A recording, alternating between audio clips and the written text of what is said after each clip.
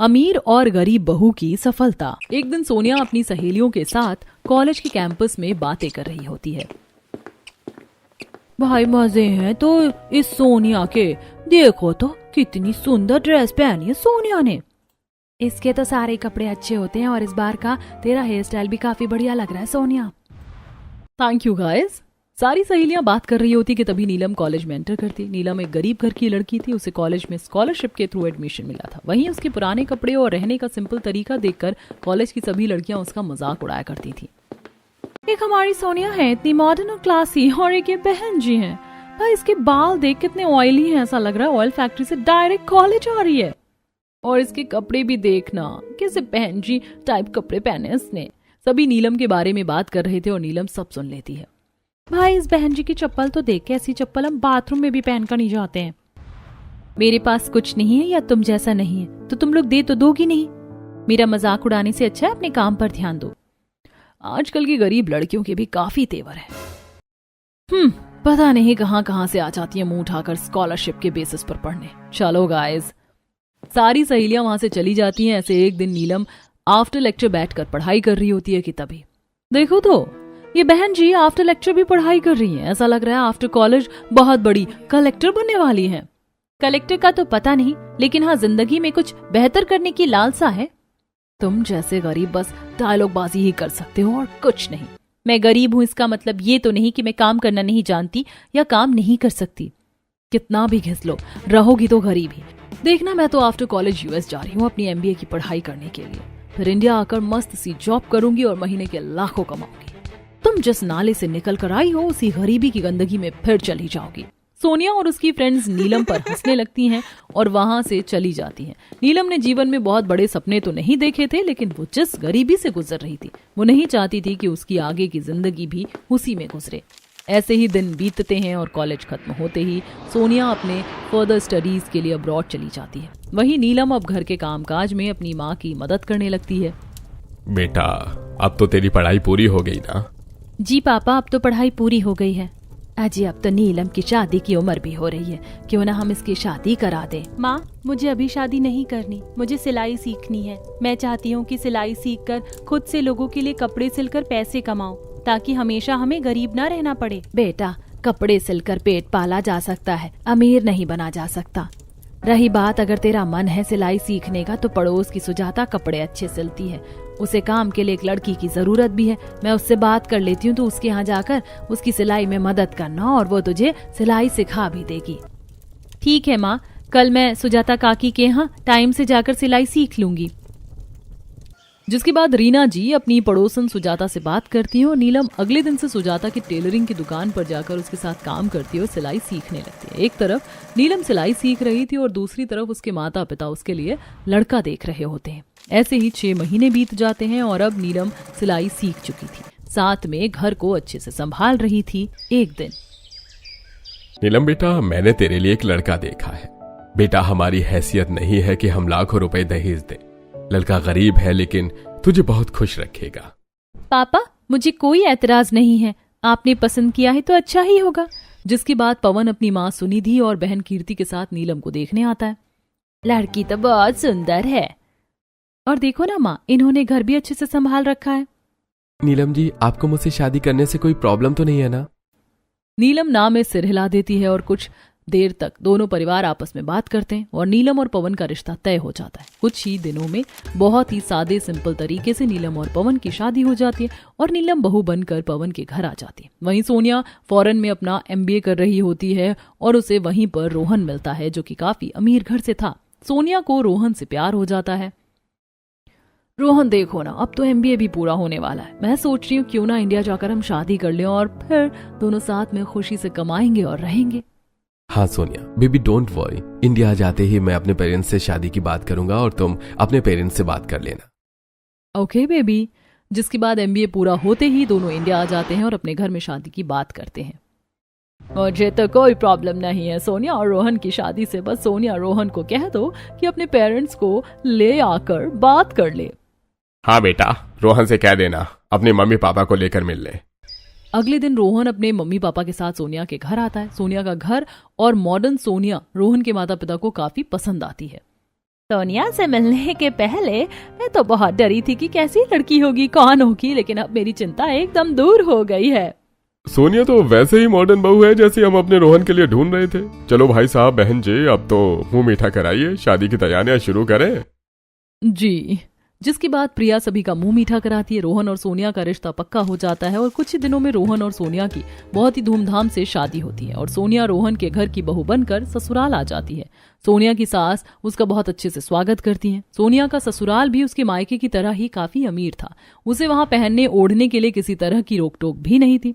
सोनिया अपने ससुराल में बहुत ही मजे से रह रही थी। ऐसे ही दिन बीतते हैं और एक दिन जब सोनिया छत पर धूप सेकने जाती है तो देखती है उसके पड़ोस की एक गरीब छत पर एक महिला कपड़े फैला रही थी, जिसने हल्के रंग की पुरानी सी साड़ी पहन रखी थी। अरे ये तो वो गरीब नीलम है। अरे ओ गरीब लड़की। नीलम पास की अमीर छत पर देखती है जहां से सोनिया आवाज लगा रही थी। तुम यहाँ? हाँ, शादी हो गई ना मेरी, अब तो मैं और भी अमीर हो गई। लेकिन ये क्या, तुम्हारी हालत तो अभी भी वही फटीचर वाली है। क्या हुआ? बड़ा कमाने की बड़ी बड़ी बातें करती थी, अब लोगों के घरों में कपड़े धोकर सुखाने के काम शुरू किए हैं क्या? नहीं नहीं, ये मेरा ससुराल है, अब मेरी शादी हो गई है। वो तो दिख रहा है। चलो मैं जाती हूँ, मेरे ऑफिस का टाइम हो रहा है।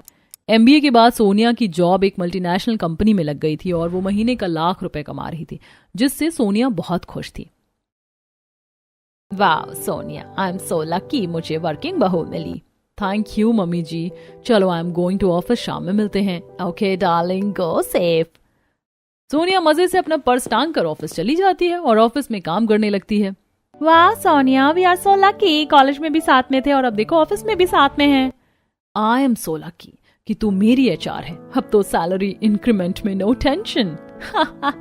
Don't worry. दोनों सहेलियां आपस में बात करती हैं और काम में लग जाती हैं। जहां सोनिया का ससुराल अमीर और वेल सेटल्ड था, तो वहीं नीलम का पति एक 15,000 की नौकरी करता था और नीलम की सास सुनिधि TB की मरीज थी। उनकी दवाइयां, कीर्ति की पढ़ाई और घर खर्च को मिलाकर पवन की पगार महीने भर के खर्च के लिए कम पड़ जाती थी। लेकिन नीलम इसी में जैसे तैसे गुजारा कर रही थी। एक दिन, नीलम ये लो 12,000 रुपए, इसमें माँ की दवाई और घर का राशन ले आना।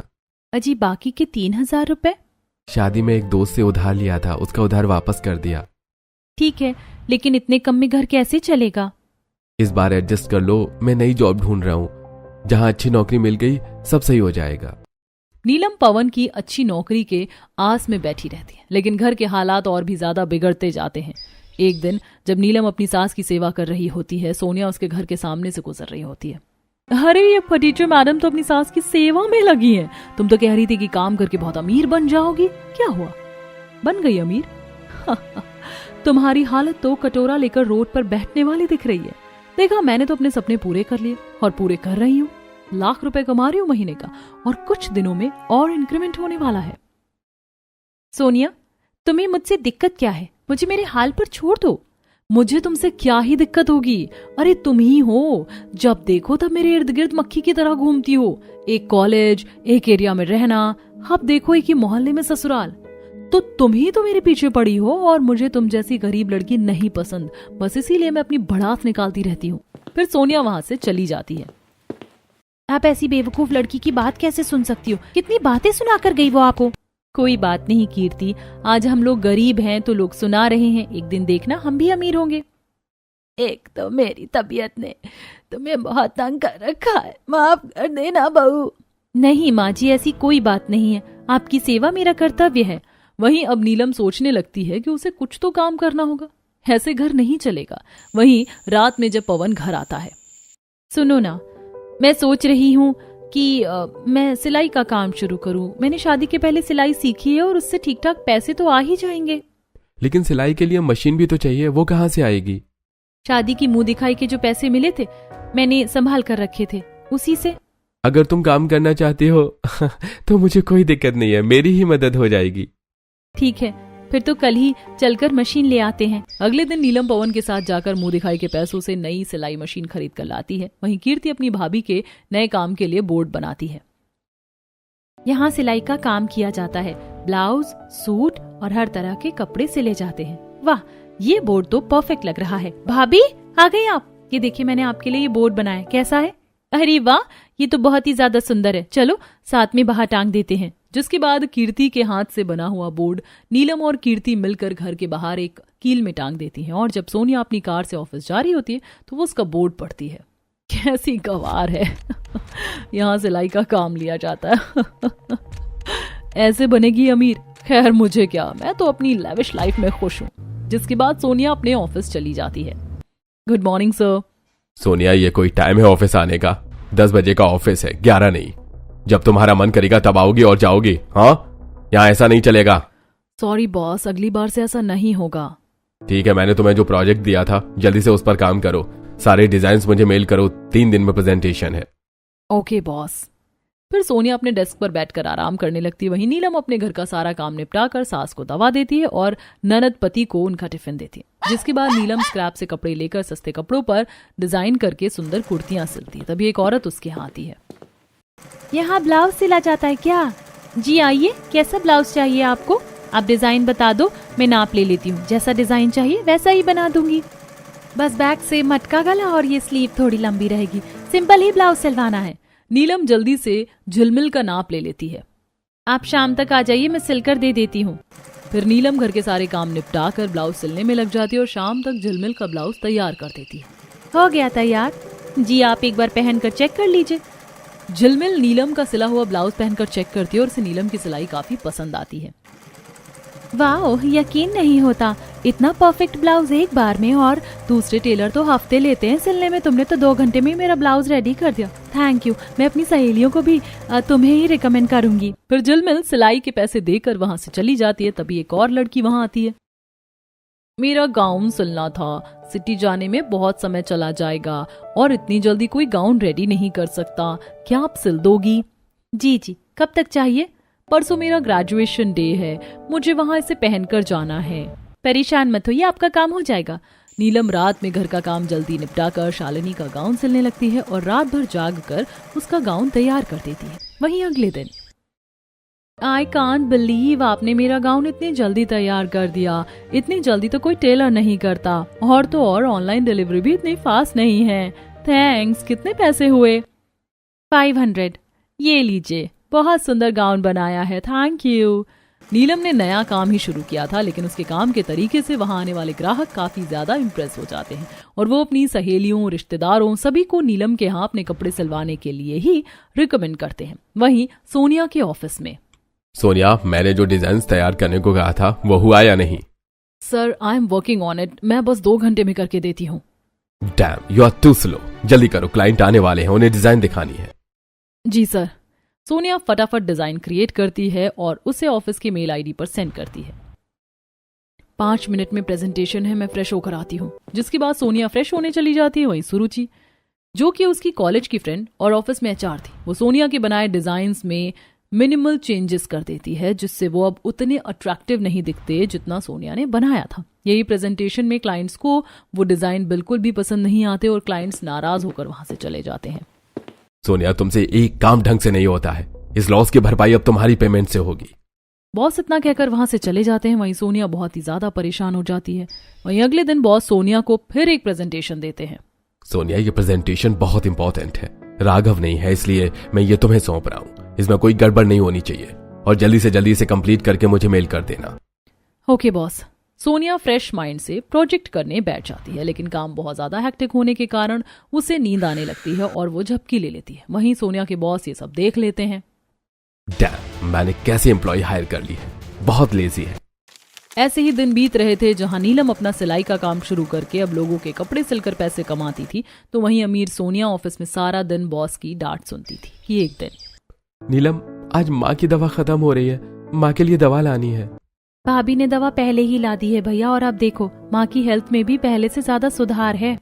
अरे वाह, लेकिन तेरी फीस तो बाकी होगी ना? भाभी ने 4000 रुपए दिए हैं, 2000 और ऐड करने हैं बस। अरे वाह नीलम, इतने पैसे कहाँ से आ रहे हैं? बस सिलाई से थोड़ी बहुत निकल आ रहे हैं पति देव, ताकि मैं आपकी हेल्प कर सकूं। अब सोच रही हूँ यूट्यूब से और सिलाई के नए नए तरीके देख लूं, ताकि अच्छे पैसे कमा सकूं। ठीक है, जैसी तुम्हारी इच्छा। अब नीलम यूट्यूब से डिजाइनर कपड़े सिलना सीखती है, साथ ही साड़ी और ड्रेस में नए नए तरीके से कढ़ाई और मोती वर्क करना सीखती है, जिससे अब उसके पास पहले से ज्यादा ग्राहक आने लगे हैं। एक तरफ गरीब नीलम के हालात धीरे धीरे सुधर रहे थे, तो वहीं सोनिया 1 लाख की जॉब में भी अब खुश नहीं थी। आए दिन वर्क प्रेशर से वो परेशान थी, जिससे उसे कोई भी काम ढंग से नहीं हो रहा था और बॉस से डांट पड़ती। वहीं उसकी ही फ्रेंड सुरुचि सोनिया की हर बात बॉस को लगाती, जिससे सोनिया की इमेज ऑफिस में और खराब हो जाती। वहीं सोनिया के ससुराल में, सोनिया, तुम्हारी सैलरी आ गई होगी ना? अभी नहीं, बस आने वाली है। हाँ ठीक है, एक्चुअली इस बार मैंने इन्वेस्टमेंट ज्यादा कर दी है, तो मैंने सोचा तुमसे कुछ पैसे उधार ले लेता हूँ, फिर लौटा दूंगा। और बेबी तो पर्सनल बैंक है ना? हाँ हाँ पतिदेव, क्यों नहीं।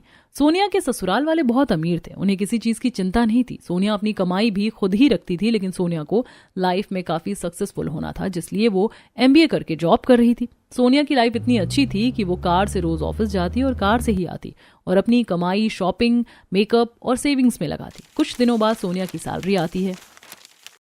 सुरुचि, ये क्या? मेरी सैलरी तो 1 लाख है, लेकिन मेरे अकाउंट में केवल 40,000 रुपए क्रेडिट हुए हैं। हाँ, क्योंकि तुम्हारा वर्क प्रॉपर नहीं था और इस बारे में बॉस से बात करते हैं।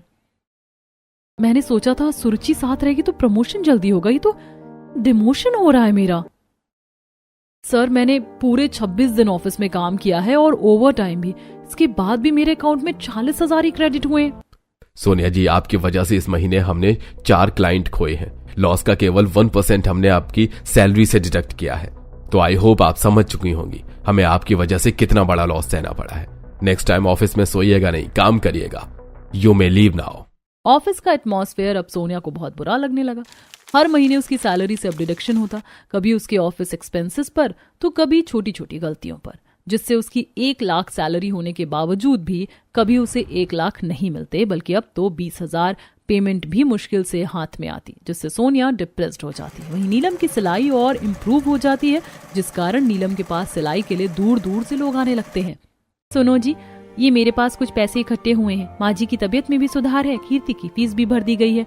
मैं सोच रही हूँ क्यों ना हम घर रिकंस्ट्रक्शन करवा लेते हैं। लेकिन इतने पैसे कहाँ से आएंगे?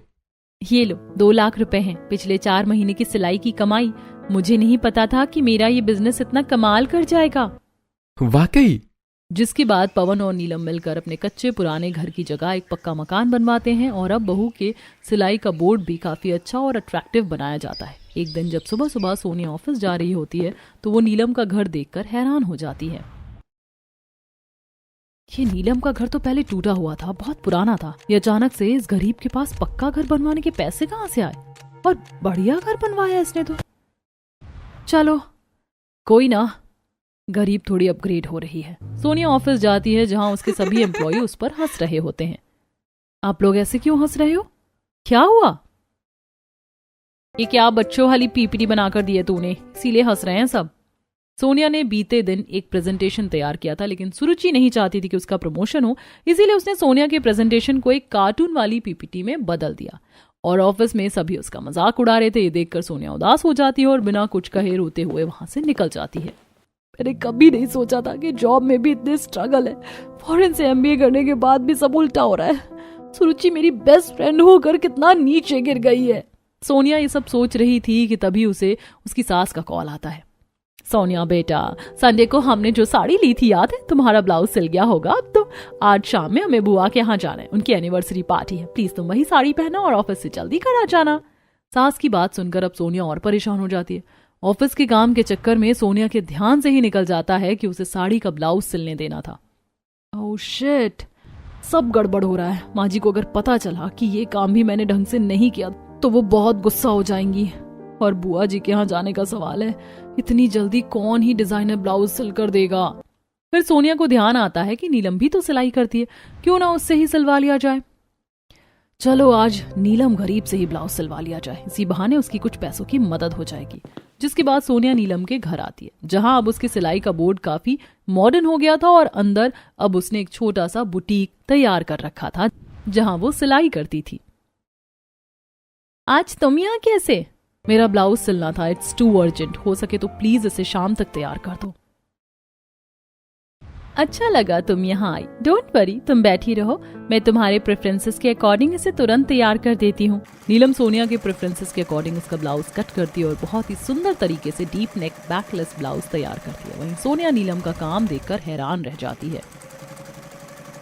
मुझे यकीन नहीं हो रहा तुम इतना बढ़िया सिलाई करती हो। कोई टेलर इतनी जल्दी नहीं करके देगा। वैसे ये घर कैसे बनाया? कोई लॉटरी लग गई क्या?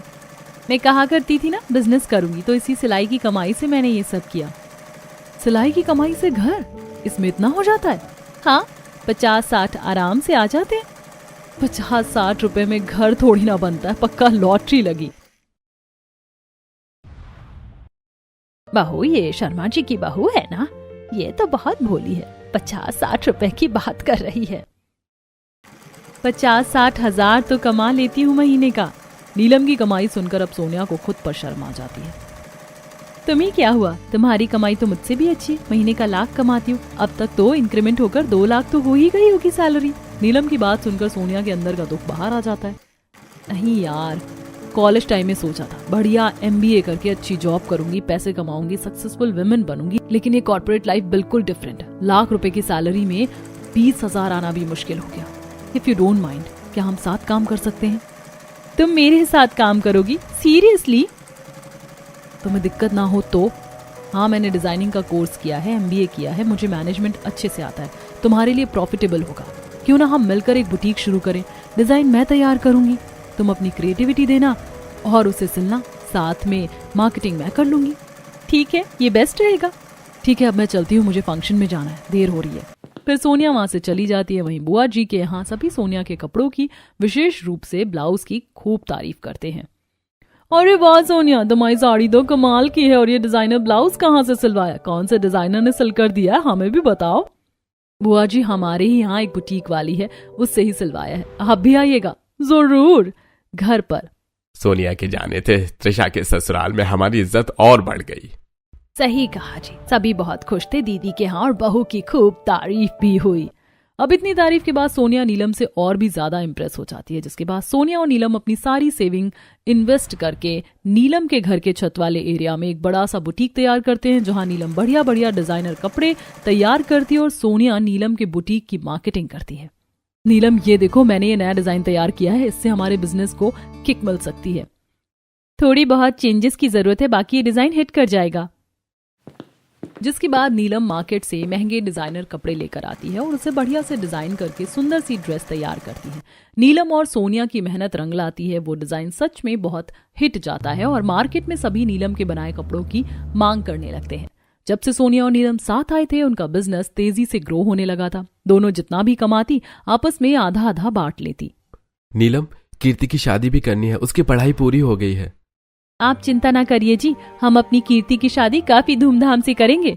जिसके बाद नीलम और पवन मिलकर कीर्ति के लिए लड़का देखते हैं और नीलम और सोनिया मिलकर कीर्ति की शादी का गाउन, उसकी मेहंदी और हल्दी का आउटफिट सब खुद से डिजाइन करती हैं और बड़ी ही धूमधाम से कीर्ति की शादी करवाते हैं।